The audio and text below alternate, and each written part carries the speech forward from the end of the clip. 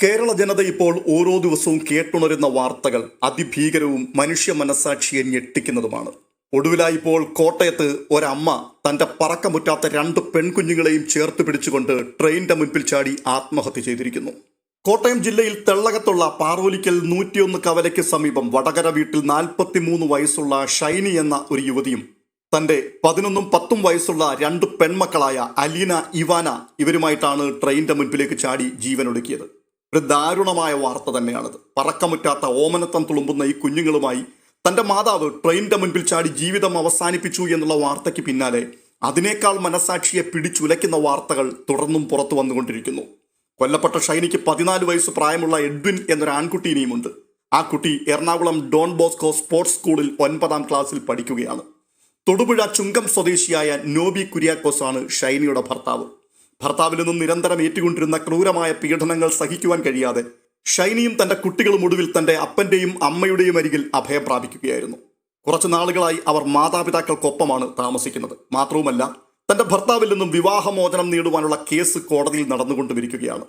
അതിരാവിലെ പള്ളിയിലേക്ക് പോകുന്നു എന്ന് പറഞ്ഞ് വീട്ടിൽ നിന്നും പുറപ്പെട്ട അമ്മയും മക്കളും പുലർച്ചെ 5:30 കോട്ടയം നിലമ്പൂർ എക്സ്പ്രസിന്റെ മുൻപിലേക്ക് ചാടി ആത്മഹത്യ ചെയ്യുകയായിരുന്നു.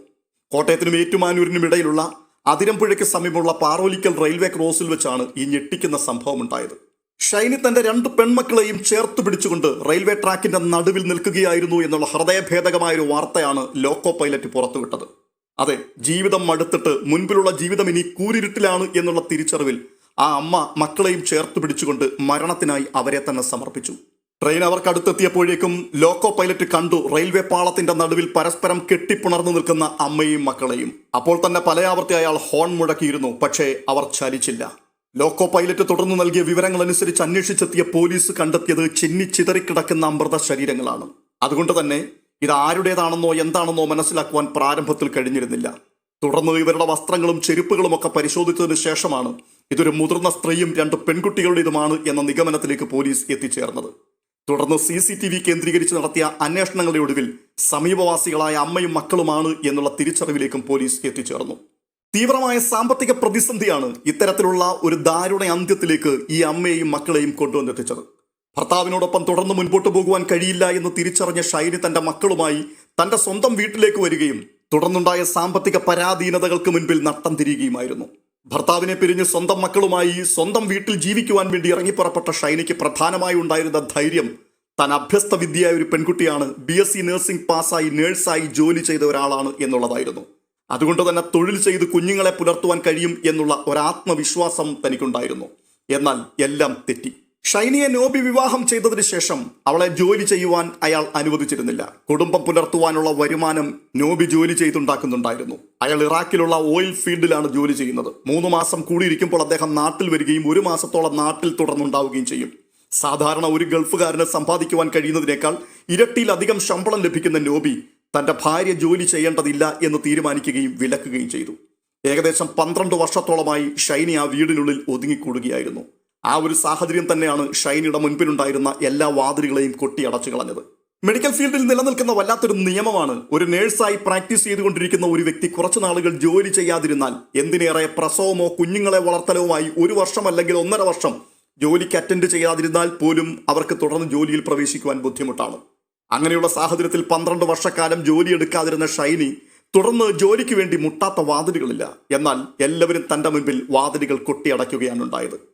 ഇപ്പോൾ ഷൈനിയുമായി ബന്ധപ്പെട്ട ചില കേന്ദ്രങ്ങളിൽ നിന്നും പുറത്തു വരുന്ന ശബ്ദ സന്ദേശങ്ങളിൽ വ്യക്തമാകുന്നത് കോട്ടയത്തുള്ള കാരിത്താസ് ഹോസ്പിറ്റലിൽ പലയാവർത്തി ജോലിക്ക് വേണ്ടി ഷൈനി കയറിയിറങ്ങി നടന്നു എന്നുള്ളതാണ്. പക്ഷേ ഷൈനിയുടെ ജീവിത സാഹചര്യങ്ങളെല്ലാം മനസ്സിലാക്കിയിട്ടും അവർ നിർദാക്ഷിണ്യം ഷൈനിയുടെ അപേക്ഷയെ തള്ളിക്കളഞ്ഞു. അതിന്റെ കാരണം മുകളിൽ പറഞ്ഞതു തന്നെയാണ്, 12 വർഷത്തെ ഗ്യാപ്പ് ഉള്ളത് കൊണ്ട് ജോലി എടുപ്പിക്കുവാൻ കഴിയില്ല എന്നുള്ളതായിരുന്നു. ഈ വിഷയത്തോടുള്ള ബന്ധത്തിൽ അവരുടെ അയൽക്കാരുടെയും സഭാ വിഭാഗങ്ങളിൽപ്പെട്ട ചിലരുടെയും ഒക്കെ വാട്സാപ്പ് ചാറ്റുകൾ പുറത്തു വന്നിട്ടുണ്ട്. അതിൽ ചിലത് നമുക്കൊന്ന് കേൾക്കാം ഇപ്പോൾ. അവള് കാത്താസിലും ഉള്ള സ്ഥലത്ത് വാതിലുകൾ മുട്ടാത്ത വാതിലുകളില്ല. അവിടെ എല്ലാം ജോലിക്ക് അപേക്ഷ കൊടുത്തതാണ്. പക്ഷെ ഈ 10-12 വർഷത്തെ ക്യാപ്പ് വന്ന കാരണം എല്ലാരും കൈയൊഴിയുക ചെയ്തേ. അവള് ഒരിടത്തൊന്നും കിട്ടിയില്ല. കാത്താസുകാരൊക്കെ പറഞ്ഞു 1 വർഷം അവരെ ഫ്രീ ആയിട്ട് ചെയ്തു കൊടുക്കാൻ. ഈ 2 കുഞ്ഞുങ്ങളെയും പിടിച്ചോണ്ട അവള് ഈ 1 വർഷക്കാലം ഫ്രീ ആയിട്ട് ചെയ്തു കൊടുക്കാൻ പറ്റുമോ? അവർക്ക് പിള്ളേർക്ക് എന്തെങ്കിലും കഴിക്കാൻ കൊടുക്കണ്ടേ? പിന്നെ വീട്ടിൽ നിന്നും അത്ര സപ്പോർട്ട് ഇച്ചിരി കുറവായിരുന്നു. അമ്മ നല്ല സപ്പോർട്ടായിരുന്നു. പിന്നെ അമ്മയ്ക്ക് മേലാകിയുണ്ട്, ക്യാൻസറും ഒക്കെ ആയിരുന്നു. അപ്പൊ അമ്മയുടെ ട്രീറ്റ്മെന്റും കാര്യങ്ങളൊക്കെ പോകണ്ട. അപ്പൊ അമ്മയ്ക്കും പറയുന്നതിന് ഒരു ഇച്ചിരി ഇതല്ലേ, എല്ലാത്തിനും ഒരു ലിമിറ്റ് ഇല്ലേ. അപ്പൊ അങ്ങനെയായിരുന്നു. കാരിത്താസുകാർ ഒരു ഹെൽപ്പ് ഒരു 3 മാസമെങ്കിലും ജോലി ഫ്രീ ആയി ചെയ്ത് കൊടുത്തു കഴിഞ്ഞിട്ട് പിന്നെ ഒരു പകുതി പൈസ ആണെങ്കിലും കൊടുത്തിരുന്നെങ്കിൽ കുഴപ്പമില്ലായിരുന്നു. പക്ഷെ ആ അച്ഛനും അതിനും കൊടുക്കാതിരിക്കാനുള്ള വേലയാണ്ടൊക്കെ ചെയ്തെന്നൊക്കെയാണ് ഇപ്പം ആൾക്കാർ പറയുന്നത് കേട്ടോ. അത് എവിടെ ചെന്നാലും അവർക്ക് ജോലി കിട്ടുന്നില്ലായിരുന്നു. നിയമങ്ങൾ അങ്ങനെയൊക്കെ ഉണ്ടെങ്കിലും ആളും തരവും ഒക്കെ കണ്ട് നിയമങ്ങളൊക്കെ മാറി മറിഞ്ഞുകൊണ്ടേയിരിക്കും. അത്ര നിർബന്ധമാണെങ്കിൽ 1 വർഷം സൗജന്യമായി സേവനം നടത്തൂ, അതിനുശേഷം എന്തെങ്കിലും ശമ്പളം തരാം എന്ന് കാരിത്താസ് ആശുപത്രിയിൽ നിന്ന് പറഞ്ഞു അത്രേ. എങ്ങനെയുണ്ട്? മെഡിക്കൽ ഫീൽഡുമായി 12 വർഷത്തോളം ബന്ധമില്ലാതിരുന്ന ഒരു വ്യക്തി തുടർന്നുള്ള കാലഘട്ടങ്ങളിൽ ജോലി ചെയ്യുവാൻ നിയമം അനുശാസിക്കുന്നില്ല എന്ന് പറഞ്ഞ് ഒഴിവാക്കാമായിരുന്നു. ആരെങ്കിലും അതേപ്പറ്റി ചോദിച്ചാൽ നിയമപ്രകാരം അതിന് സാധ്യതയില്ല എന്ന് പറയാമായിരുന്നു. പക്ഷേ 1 വർഷം ശമ്പളമില്ലാതെ ജോലി ചെയ്യൂ എന്ന് പറയുമ്പോൾ അത് എവിടുത്തെ നിയമമാണ് എന്നാണ് മനസ്സിലാകാത്തത്. കോട്ടയം കാരിത്താസ് ഹോസ്പിറ്റൽ ക്നാനായ സഭയുടെ കീഴിൽ പ്രവർത്തിക്കുന്ന ഒരു സ്ഥാപനമാണ്. കൊല്ലപ്പെട്ട ഷൈനിയാകട്ടെ ക്നാനായ സഭയിലെ ഒരു വിശ്വാസിയുമാണ്. അതുകൊണ്ട് തന്നെ വലിയ പ്രതീക്ഷകളോടുകൂടി തന്നെയാണ് ഷൈനി ആ ഹോസ്പിറ്റൽ മാനേജ്മെന്റിന്റെ മുൻപിൽ അപേക്ഷകളുമായി കയറിയിറങ്ങിയത്. പക്ഷേ നാഴികയ്ക്ക് 40 വട്ടം കാരുണ്യവും ദൈവസ്നേഹവും പ്രസംഗിച്ചു കൊണ്ടിരിക്കുന്ന സഭയുടെ സ്ഥാപനത്തിന്റെ മുൻപിൽ ഷൈനിയുടെ എല്ലാ പ്രതീക്ഷകളും തകർന്നുടഞ്ഞു വീണുപോയി. അതിന്റെ പ്രധാനപ്പെട്ട കാരണം മറ്റൊന്നാണ്. മരണപ്പെട്ട ഷൈനിയുടെ ഭർത്താവിന്റെ അടുത്ത ബന്ധുവായ ഒരു പുരോഹിതൻ അതിനുള്ളിൽ കുത്തിത്തിരിപ്പ് നടത്തി എന്നുള്ളതായിരുന്നു. ഇതിലേ ഞാനൊന്ന് ചുമട്ടുള്ള ഒരാളോട് സംസാരിച്ചപ്പോൾ എനിക്ക് മനസ്സിലായ ഒരു കാര്യം എന്ന് വെച്ചാൽ, ഈ ഇവരുടെ ഫാമിലിയില് ഒരച്ഛനുണ്ട്.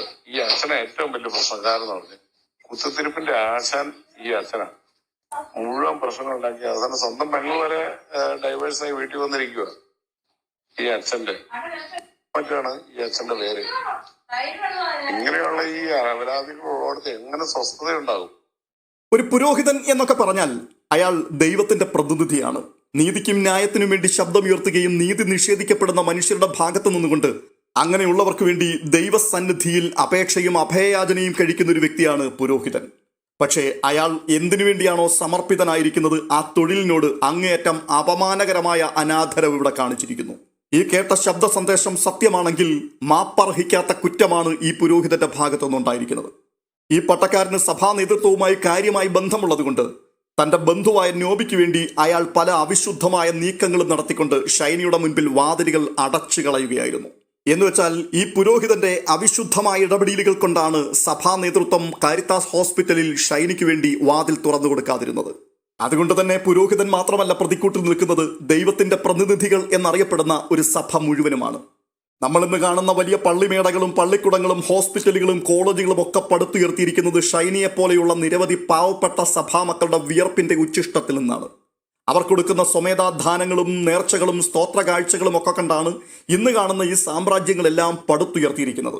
ഇതെല്ലാം പണിയുന്ന സമയത്ത് വൈദികരും പള്ളി പ്രമാണിമാരും നമ്മുടെ മക്കൾക്ക് വേണ്ടി നമുക്ക് വേണ്ടി എന്ന് പറഞ്ഞ് ഓരോ വിശ്വാസികളെയും മസ്തിഷ്ക പ്രക്ഷാളനം നടത്തി സ്വന്തം കുഞ്ഞുങ്ങൾക്ക് ഒരു നേരം പോലും ശരിയാവണ്ണം ഭക്ഷണം കൊടുക്കുവാൻ വിഷമിക്കുന്ന, രക്തം വിയർപ്പാക്കി പകലന്തിയോളം പണിയെടുക്കുന്ന പാവപ്പെട്ട കൂലിപ്പണിക്കാരന്റെ ഒഴിഞ്ഞ മടിശീലയിൽ നിന്നും പിടിച്ചു പറിച്ച് പണി കഴിപ്പിച്ചതാണ് ഇതെല്ലാം.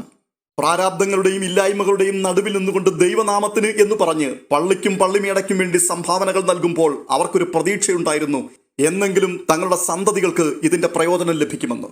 ഇതൊരൊറ്റപ്പെട്ട സംഭവമല്ല. മോഹന വാഗ്ദാനങ്ങൾ നൽകി പട്ടിണിക്കാരന്റെ പിച്ചച്ചട്ടിയിൽ നിന്നും പിടിച്ചു വാങ്ങി സാമ്രാജ്യങ്ങൾ പടുത്തുയർത്തിയിട്ട് ഒടുവിൽ പാവപ്പെട്ടവൻ ഉപജീവനത്തിനു വേണ്ടി ഒരു തൊഴിൽ ചെയ്യുവാൻ ആ സാമ്രാജ്യങ്ങളുടെ മുൻപിൽ വന്ന് കൈനീട്ടുമ്പോൾ ആ സഭാമക്കളോട് ലക്ഷങ്ങൾ കൈക്കൂലികൾ ആവശ്യപ്പെടുകയും അങ്ങനെ ലക്ഷങ്ങൾ കൊടുക്കുവാൻ മാർഗമില്ലാത്തവന്റെ മുൻപിൽ നിഷ്കരുണം വാതിലുകൾ കൊട്ടിയടയ്ക്കുകയും ചെയ്യപ്പെടുന്നത് സർവ്വസാധാരണമാണിന്ന്. പുറം ലോകം ഇത്തരത്തിലുള്ള കഥകളൊന്നും അധികം അറിയുന്നില്ല എന്ന് മാത്രമേ ഉള്ളൂ.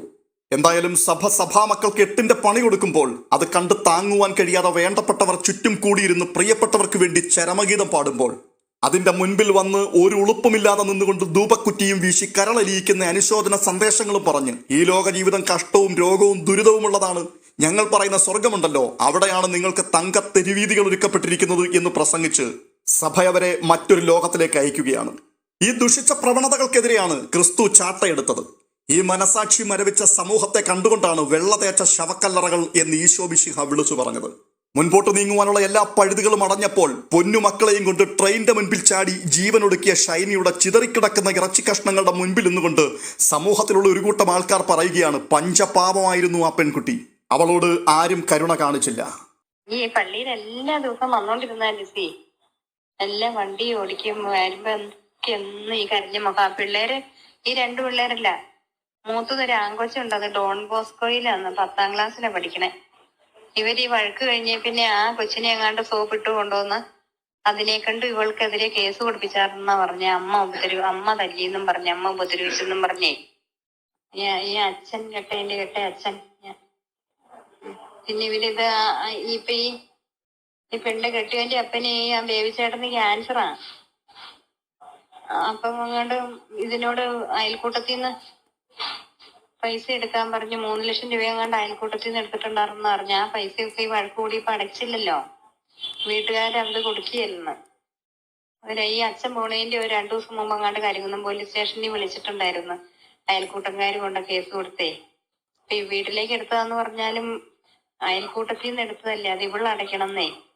നമ്മളവിടെ ചെന്ന് അടയ്ക്കണത് എല്ലാം കൂടി ആയപ്പോഴായിരിക്കും അന്ന് പോലീസ് സ്റ്റേഷനിൽ നിന്ന് കേസ് ഒത്തുതീർപ്പാക്കാൻ പറഞ്ഞപ്പോ ആ അച്ഛൻ പറഞ്ഞ് ഞങ്ങളുടെ കുടുംബത്തിന് നാണക്കേടുണ്ടാക്കിയതാ ഇവളെ കേസ് കോടതിയിലേക്ക് പോട്ടെന്ന്. ഈ പെണ്ണൊരു ശുദ്ധമാവാന്നേ. കാരിത്താസിൽ എങ്ങാണ്ടൊക്കെ ജോലിക്ക് കയറുതാണെന്ന് പറഞ്ഞ. ഈ അച്ഛൻ ഒരു സ്ഥലത്ത് നിർത്തിയല്ലെന്നാ പറഞ്ഞ, വാശിക്കാരനെ. പിന്നെ ഇപ്പൊ വേറെ സ്ഥലത്ത് കയറണമെങ്കിൽ ഈ പെണ്ണ് കെട്ടി കഴിഞ്ഞു വന്നേ പിന്നെ BSc നേഴ്സാ വന്നേ പിന്നെ ഇവളെങ്ങും ജോലിക്ക് കയറിയിട്ടില്ലല്ലോ.